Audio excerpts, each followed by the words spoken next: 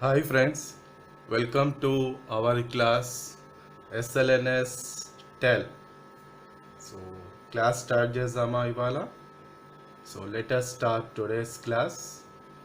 నిన్న మనము చాలా విషయాలు మన శతవాహన కింగ్డమ్ గురించి నేర్చుకున్నాము. రిగార్డింగ్ క్రాఫ్ట్స్మ్యాన్ గురించి నేర్చుకున్నాము.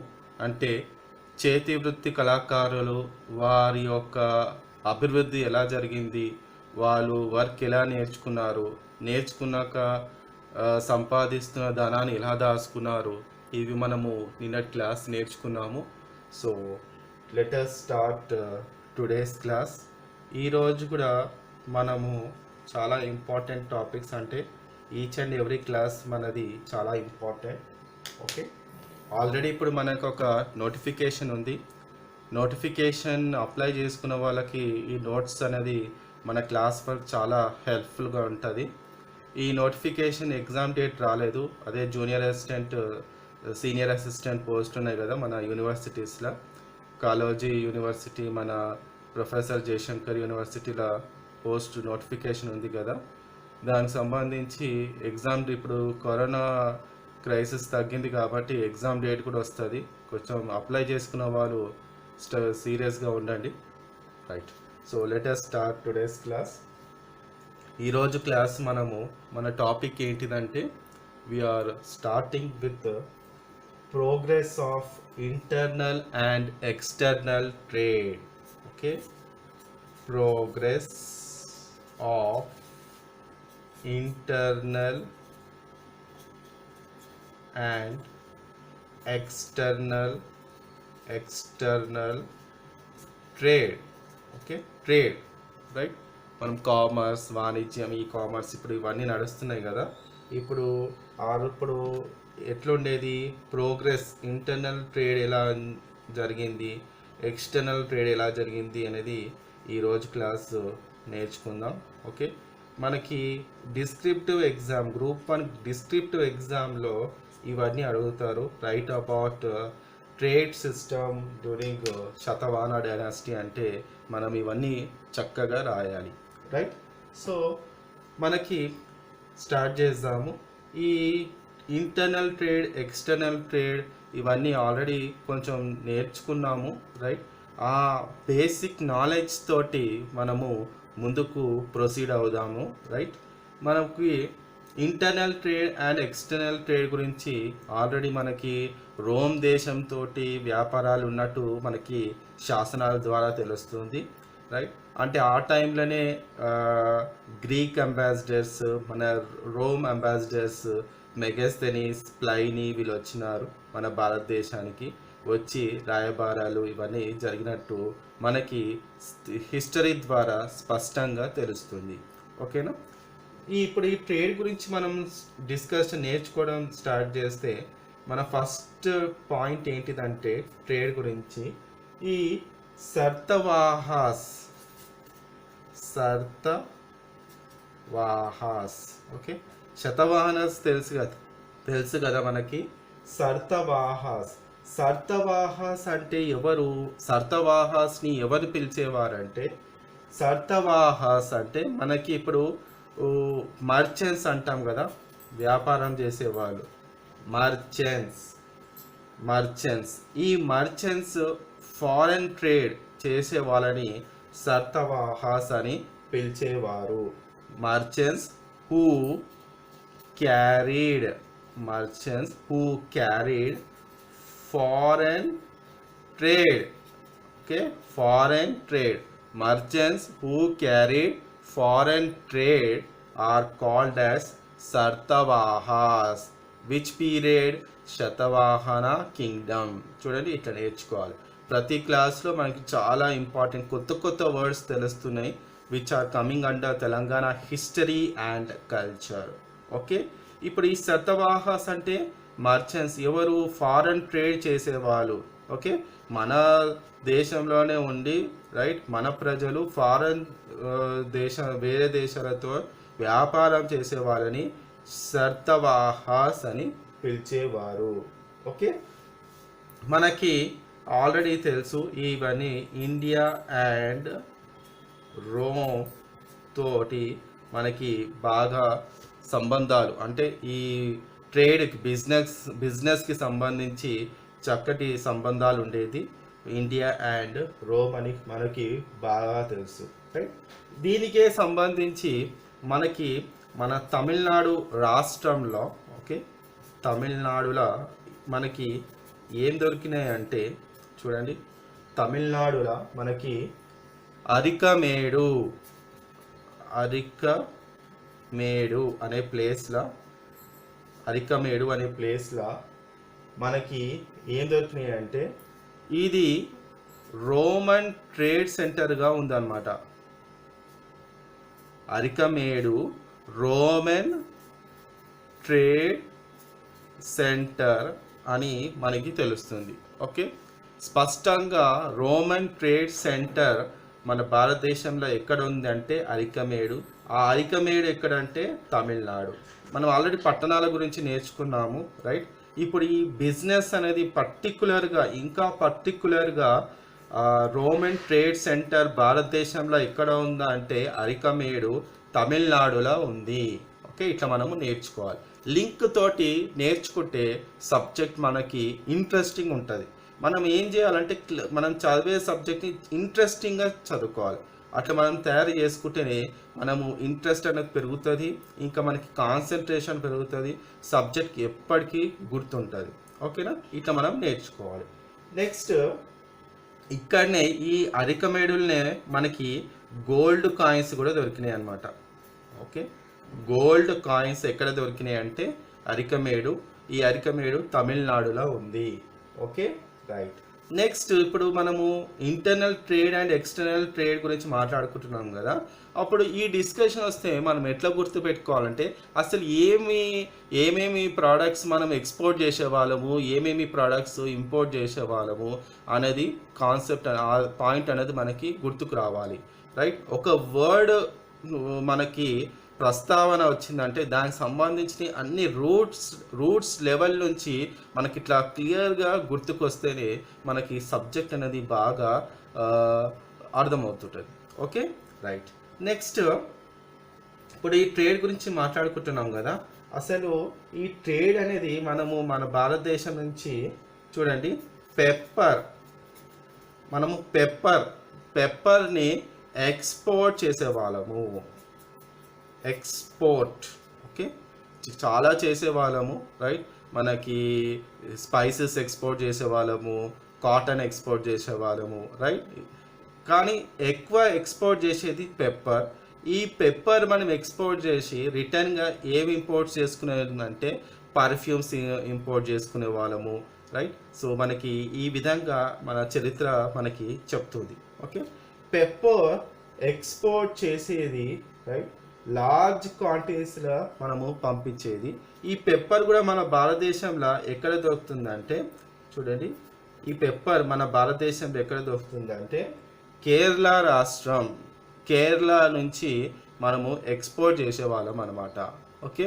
కేరళ నుంచి మనము పెప్పర్ ఎక్స్పోర్ట్ చేసేవాళ్ళము. ఆ కేరళలో ఎక్కడ అంటే ముజిరీస్. ఈ ముజిరీస్ ఎక్కడ ఉందంటే క్రాంగనూర్, చూడండి, క్రాంగనూర్, కేరళ. ఇట్లా మనం నేర్చుకోవాలి. పెప్పర్ ఎక్కడ ఉందంటే ఎక్కడ నుంచి పంపి ఎక్స్పోర్ట్ చేసేవాళ్ళము ముజిరీస్, క్రాంగనూర్. ముజిరీస్ ఎక్కడ ఉంది? క్రాంగనూర్. క్రాంగనూర్ ఎక్కడ ఉంది? కేరళ. చూసినారా? ఇట్లా మనము లింక్ తోటి నేర్చుకుంటే క్లియర్గా ఉంటుంది, రైట్. నెక్స్ట్ మనకి ఎక్స్పోర్ట్స్ అనగానే ఏ దారి, సోర్స్ ఏంటిది, ఎయిర్వేసా, వాటర్ వేసా, రోడ్ వేసా, రైల్వేసా అనేది మనం నేర్చుకోవాలి, ఓకే. ఈ ఎక్స్పోర్ట్ అనేది మనకి చరిత్ర స్పష్టంగా చెప్తుంది. ఓన్లీ వాటర్ వేసే మనం వాడుకున్నాము, ఓన్లీ వాటర్ వేస్ నుంచే ఎక్స్పోర్ట్ చేసుకున్నాము, రైట్. ఈ వాటర్ వేస్కి రూట్ కూడా ఉండాలి కదా, అంటే ఒక బేస్ ఉండాలి కదా, ఎక్కడి నుంచి మెటీరియల్ పోతుంది, ఎక్కడి నుంచి వస్తుంది, ఆ రూట్ ఏంటిది, వాటర్ నుంచి పోతున్న రూట్ ఏంటిది అనేది మనకి హిస్టరీ అన్నీ చెప్తుంది. ఈ చెప్పేది మనము విధానంగా నేర్చుకోవాలి. ఈ వాటర్ వేస్కి సంబంధించి మనకి ఎలా నేర్చుకోవాలంటే చూడండి, వెస్టర్న్ కోస్ట్ అంటే మనకి పోర్ట్ టౌన్స్ అంటాము. Port towns, right, on western coast, on western coast, right, western coast, port towns on western coast. ఏమేమి వస్తాయంటే ఇక్కడ ఫస్ట్ది సోపార్. సోపార్ అంటే ఏంటిది? Port, right, Sopara. Next Kalyan. Kalyan, Kalyan అంటే ఏంటిది? Port, right. Next Bharukacham. Bharukacham చూడండి, బారుకాచం. ఇట్లా విడదీసి చదువుకుంటే మనకి ప్రొనౌన్సియేషన్ ఈజీగా ఉంటుంది. బారుకాచం. బారుకాచం అంటే ఏంటిది? పోర్ట్. సో ఈ సోపార్ని ప్రెజెంట్ సోపారా అని పిలుస్తారు. కళ్యాణ్ని కళ్యాణి అని అంటారు. బారుకాచంని బ్రోచ్ అంటారు. బ్రోచ్, ఓకే, బ్రోచ్. ఇవన్నీ ఎక్కడున్నాయి?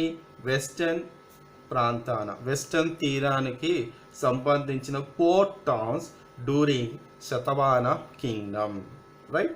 ఇప్పుడు వెస్టర్న్ అయిపోతే మనము ఈస్టర్న్ గురించి నేర్చుకోవాలి, రైట్. మనకి east side west side ports ఉన్నాయి కదా, రైట్. వెస్టర్న్ అయిపోయింది కదా, ఇప్పుడు ఈస్టర్న్ పోర్ట్స్ చూసుకుందాం. ఓకే, ఈ ఈస్టర్న్ కోస్ట్ చూడండి, eastern coast, eastern coast. Eastern కోస్ట్గా మనకి ఫస్ట్ ఏది గుర్తుకు వస్తుంది అంటే కంటకశేల. చూడండి, Kantakasela, Kantakasela. Eastern కోస్ట్లో first port ఏంటిది? Kantakasela. Next Kodura, Kodura, okay. Next Maisolia, Maisolia, okay. Next Allosygne, Allosygne, okay, Allosygne. ఇప్పుడు ఈ Kantakasela, Koduru, Maisolia, Allosygne eastern coast ports అన్నమాట. Eastern coast ports. వెస్టర్న్ది చూసినాం కదా, రైట్. ఇప్పుడు ఈస్ట్ ఇది వెస్ట్, నార్త్, సౌత్, ఓకే. వెస్టర్న్ది అయిపోయింది. ఇప్పుడు ఈస్టర్న్ కోస్ట్లా కంటకశేల, కోడూరు, మైసోలియా, అలోసిగ్నేలు. ఈ కంటకశేలని ఏమని పిలుస్తారు? ఇప్పుడు ఇదే ప్రెజెంట్ ఘంటసాల. చూడండి ఎట్లా ఉన్నాయి వర్డ్స్. ఘంటసాల, ఘంటసాల మనకి బాగా తెలిసిన పేరే Ghantasala. Koduru is called Guduru, okay. Maisolia Machilipatnam, Machilipatnam. Allosygne is called Aduru, Aduru, okay, Aduru. చూస్తున్నారా? Eastern coast ports. Kantakasela is called Ghantasala, Koduru is called Guduru, Maisolia Machilipatnam, Allosygne Aduru, ఓకేనా. ఇట్లా మనము మంచిగా రాస్తే గ్రూప్ 1కి ప్రిపేర్ అయ్యే వాళ్ళకి ఇటువంటిది డిస్క్రిప్టివ్ వస్తుంది. ఆ డిస్క్రిప్టివ్లో ఇట్లా మంచిగా హెడ్డింగ్స్ పెట్టి పాయింట్ టు పాయింట్ రాసి దాని గురించి వీలైతే కొంచెం మ్యాప్ కూడా కొంచెం బౌండరీ కూడా వేస్తే మనకి మార్క్స్ స్కోరింగ్ అనేది చాలా వస్తాయి, ఓకే. నెక్స్ట్ ఇప్పుడు ఇది మన ఇంటర్నల్ అండ్ ఎక్స్టర్నల్ ట్రేడ్ గురించి తెలుసుకున్నాం కదా. Next we'll move to social organization. Social organization, okay. Social ఆర్గనైజేషన్ల మనకి చాలా విషయాలు తెలుస్తున్నాయి. ఓకే, సోషల్ ఆర్గనైజేషన్ల మనకి చాలా విషయాలు తెలుస్తున్నాయి. సోషల్ ఆర్గనైజేషన్ అంటే మనకి ఏమేమి గుర్తుకు రావాలి?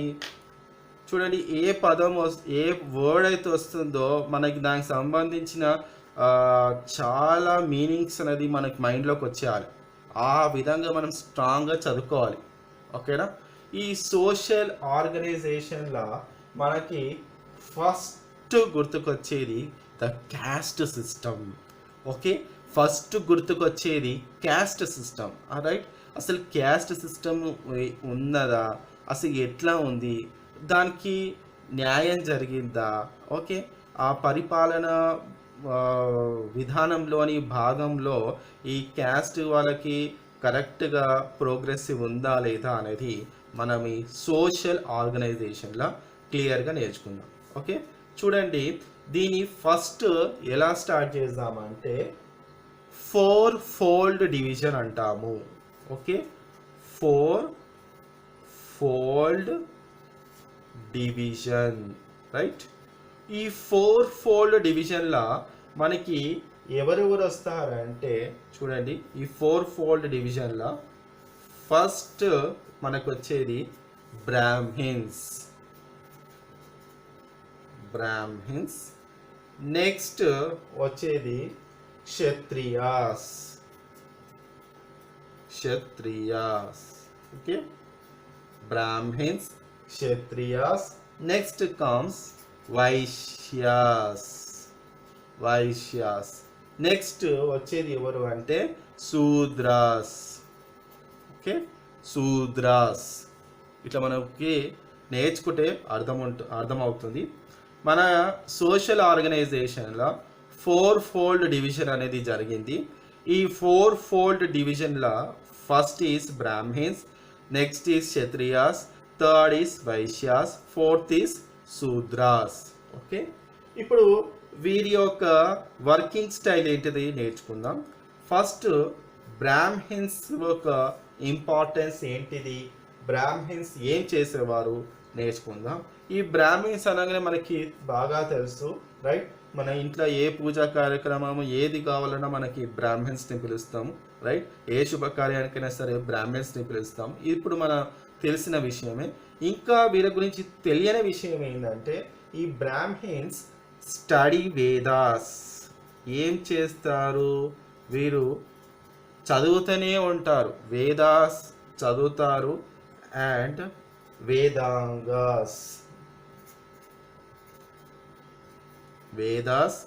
అండ్ వేదాంగాస్. రైట్, ఇది మనకి బ్రాహ్మిన్స్ గురించి తెలుసుకోవాల్సిన ఇంపార్టెంట్ పాయింట్. నెక్స్ట్ క్షత్రియాస్ మనకి తెలుసు, వీరత్వానికి మరో చిహ్నం ఏంటిదంటే క్షత్రియాసే అంటాము. ఓకే, ఈ క్షత్రియాస్ గురించి మనకి తెలుసుకోవాల్సింది ఏంటంటే రాజ్య పరిపాలన. Right, ruling style, winnowing style అంటాము. ఈ ruling style and winnowing style Kshatriyas కింద మనము ఇప్పుడు అర్థం చేసుకుందాము. ఈ క్షత్రియాస్ అంటే వాళ్ళని ఎలా వర్ణిస్తామంటే ఆర్ట్ ఆఫ్ గవర్నెన్స్. ఇక్కడ నేర్చుకోవాలి, art of governance. Okay, art of governance and waging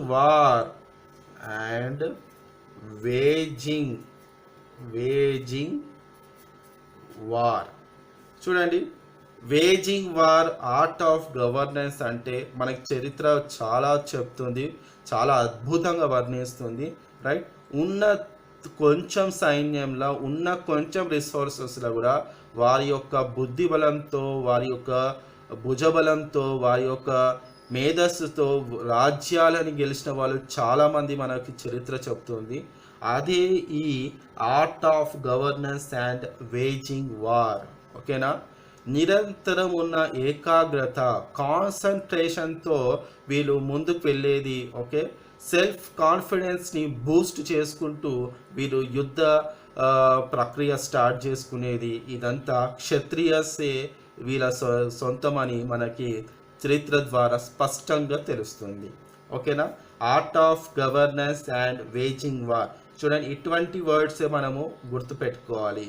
ఎగ్జామ్లో మనకి ఇటువంటి వర్డ్సే వస్తాయి కాబట్టి ఇటువంటి వర్డ్సే గుర్తుపెట్టుకుంటే కరెక్ట్ ఆప్షన్ ఈజీగా తక్కువ టైంలో మనము సెలెక్ట్ చేసుకోవచ్చు. Okay, so this is about Kshatriyas. Next Vaishyas గురించి మనం నేర్చుకుందాం.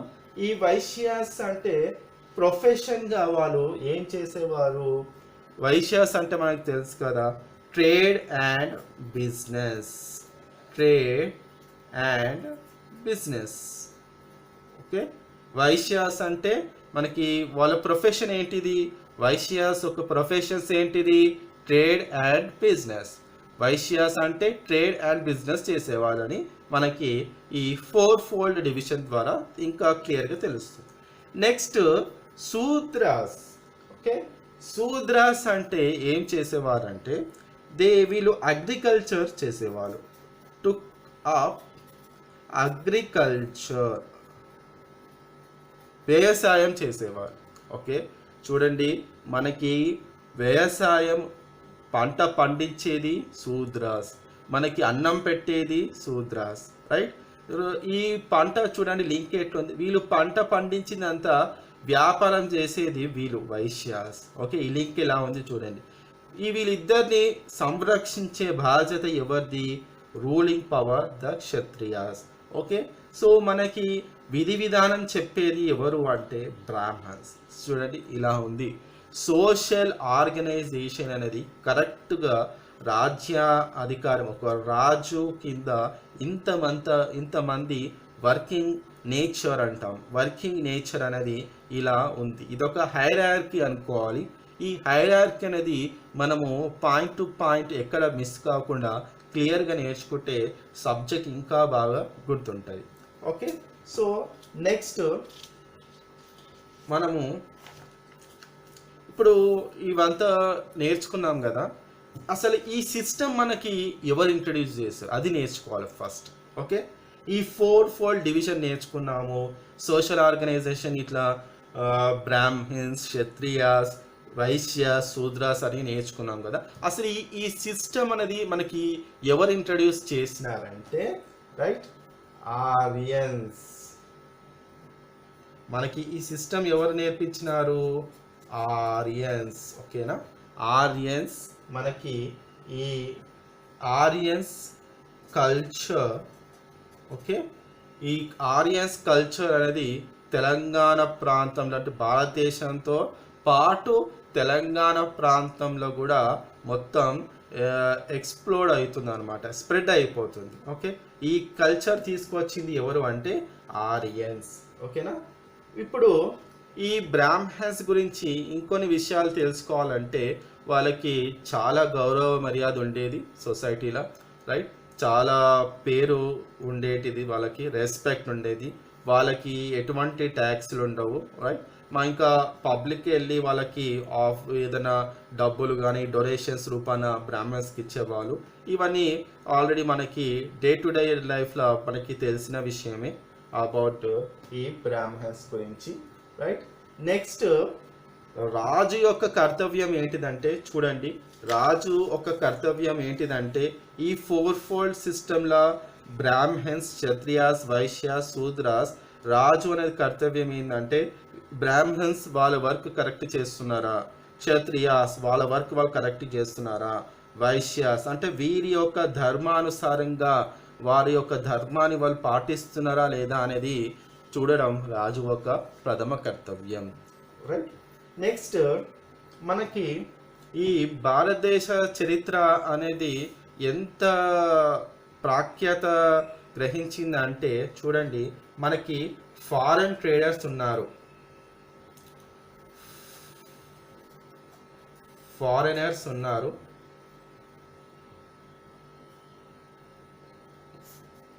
మనకి ఫారెనర్స్ ఉన్నారు కదా.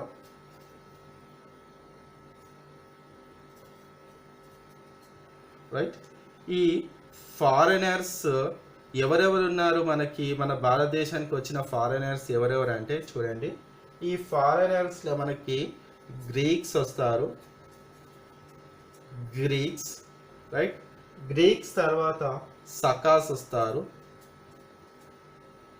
ఓకే, సకాస్ తర్వాత పహలవాస్, నెక్స్ట్ కుషన్స్.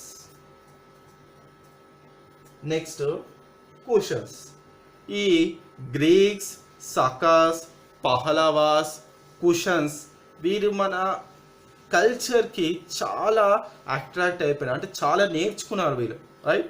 మన భారతదేశ వచ్చిన ఫారెనర్స్, గ్రీక్స్ కానీ, సకాస్ కానీ, పహలవాస్ కానీ, కుషన్స్ కానీ మన కల్చర్ని బాగా వాళ్ళు నేర్చుకొని వాళ్ళు ఏం చేస్తారంటే మేము కూడా భారతీయులము అన్నట్టు వాళ్ళు కూడా డ్రెస్సింగ్ స్టైల్ కానీ మన భాష మాట్లాడడం కానీ అనేది వాళ్ళు స్టార్ట్ చేసినారనమాట, రైట్. సో వీరని ఏమంటారంటే దే గాట్ ఇండియనైజ్డ్ అంటాం. Indianised and gained relations. Got Indianized and gained relations as Kshatriyas.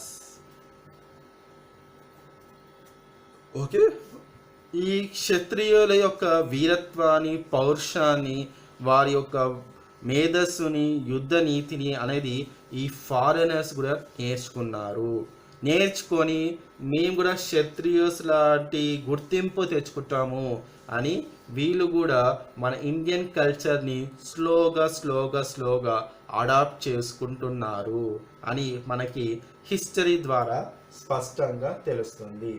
అప్పుడు ఈ అడాప్షన్ ప్రక్రియలనే ఈ ఫారెనర్స్ ఏం చేసినారంటే, right, they embraced with Hinduism and Buddhism. Okay, చూసినారా, హిందూయిజం అండ్ బుద్ధిజాన్ని వీళ్ళు కూడా స్లోగా ఆచరిస్తున్నారు. వారి యొక్క పద్ధతులని వీళ్ళు కూడా స్లోగా ఆచరిస్తున్నారు, ఈ గ్రీక్స్, సకాస్, పహలవాస్ అండ్ కుషన్స్. ఓకే, చూడండి, కల్చర్ని ఆచరించడం ఒక ఆస్పెక్ట్, మళ్ళీ యుద్ధం చేయడం ఇది కూడా ఒక ఆస్పెక్ట్. ఇది మనము కొంచెం ఇట్లా నేర్చుకోవాలి, రైట్. మన కల్చర్ యొక్క ఇక్కడ ఏం తెలుస్తుందంటే భారతదేశ యొక్క కల్చర్ ఇంపార్టెన్స్ అనేది ప్రపంచం అంతటా ఈ రకంగా, అంటే ఆ టైం నుంచే టోటలీ స్ప్రెడ్ అయిపోయింది. ఓకేనా, ఇట్లా మనము నేర్చుకోవాలి. ఇదే కాకుండా వీరు ఏం చేస్తారంటే వారి యొక్క వచ్చిన నెక్స్ట్ జనరేషన్ కూడా హిందూ పేర్లే పెట్టుకున్నారు, రైట్. గ్రీక్స్ కానీ, సకాస్ కానీ, పల్లవాస్ కానీ, రైట్, వీళ్ళందరూ హిందూ పేర్స్లే, హిందూ యొక్క నేమ్సే వాళ్ళు పెట్టుకున్నారు, రైట్. ఎగ్జాంపుల్ ఎట్లా అంటే మనకి ఈ నహాపన, సక యొక్క రుద్రదామన్, వీళ్ళందరూ రుద్రదామన్ హిందూ పేరే కదా, హిందూ పేర్లే వీళ్ళు పెట్టుకున్నారు అనమాట, రైట్.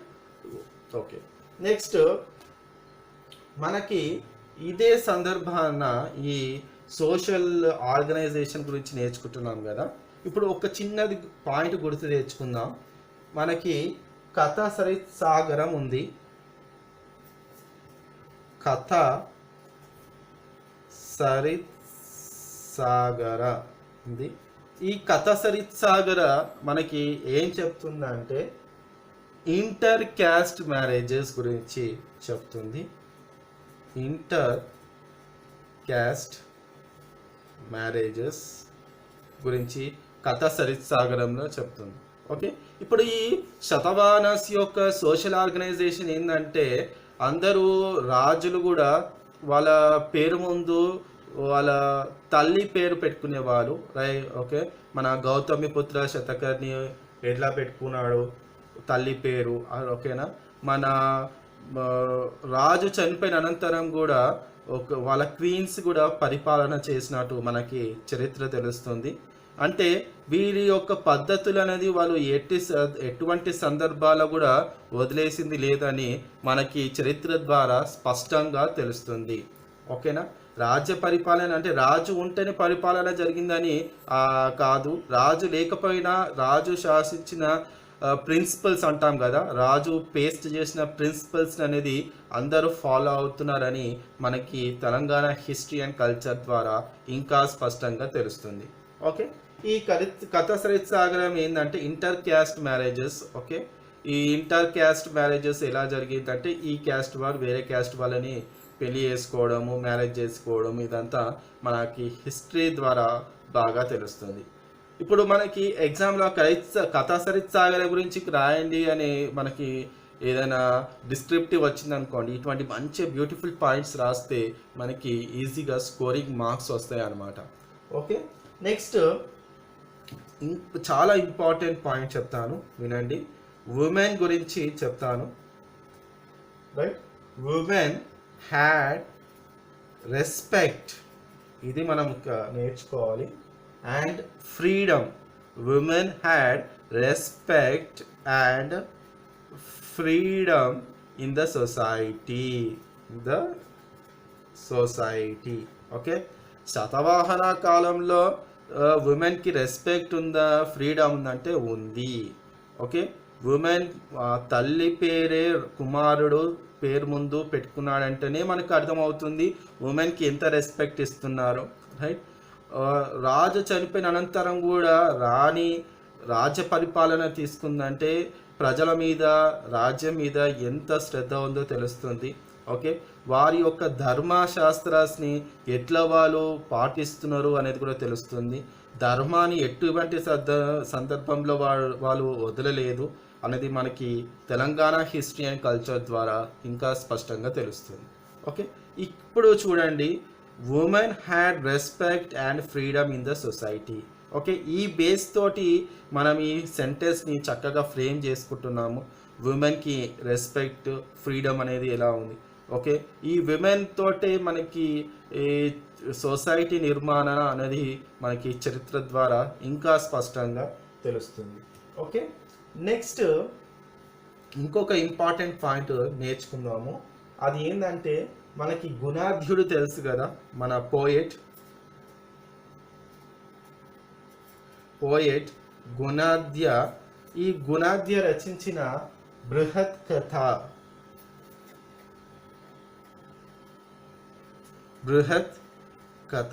ఓకే, గుణాద్యుడు రచించిన బృహత్ కథ. ఈ బృహత్ కథల మనకి ఏం తెలుస్తుందంటే చూడండి, అబౌట్ స్లేవ్ ట్రేడ్. చూడండి, ఇది బాగా మనకి నేర్చుకోవాలి. సోషల్ ఆర్గనైజేషన్లో క్యాస్ట్ గురించి ఎంత ఇంపార్టెన్స్ ఉందో, ప్రజల యొక్క స్థితిగతులు అంటాం కదా, స్థితిగతులు ఎలా ఉంది ఇది కూడా మనం బాగా నేర్చుకోవాలి. స్లేవ్ ట్రేడ్, విమెన్కి రెస్పెక్ట్ ఉంది, ఫ్రీడమ్ ఉంది, అదేవిధంగా బానిసత్వం కూడా ఉంది. స్లేవ్ ట్రేడ్ అంటే ఈ బానిసలని వాళ్ళు పంపించేవాళ్ళు, అమ్మేవాళ్ళు వేరే దేశం వాళ్ళకి. ట్రేడ్ అంటే బానిసలని ట్రేడ్ చేసే వాళ్ళము. ఈ బానిసలని ట్రేడ్ చేసే ఇతిహాసం అంతా మనకి గుణాఢ్యుడు రచించిన బృహత్ కథల స్పష్టంగా తెలుస్తుంది. ఓకే, ఇట్లా మనము ఈ లింక్ తోటి నేర్చుకుంటే ఈజీగా, క్లియర్గా, ఇంకా ఇంట్రెస్టింగ్గా ఉంటుంది. ఓకే, మనము సబ్జెక్ట్ అనేది చాలా ఇంట్రెస్టింగ్గా నేర్చుకోవాలి. ఇంట్రెస్టింగ్గా నేర్చుకుంటేనే మనకి అది ఎప్పటికీ లైఫ్ లాంగ్ సబ్జెక్టు గుర్తుంటుంది. ఓకే, ఈ స్లేవ్ ట్రేడ్ కూడా వీళ్ళు ఎట్లా ట్రీట్ చేసేవాళ్ళంటే మన గుణాఢ్యుడు, మన పోయెట్ ఏం చెప్తున్నాడంటే ట్రీటెడ్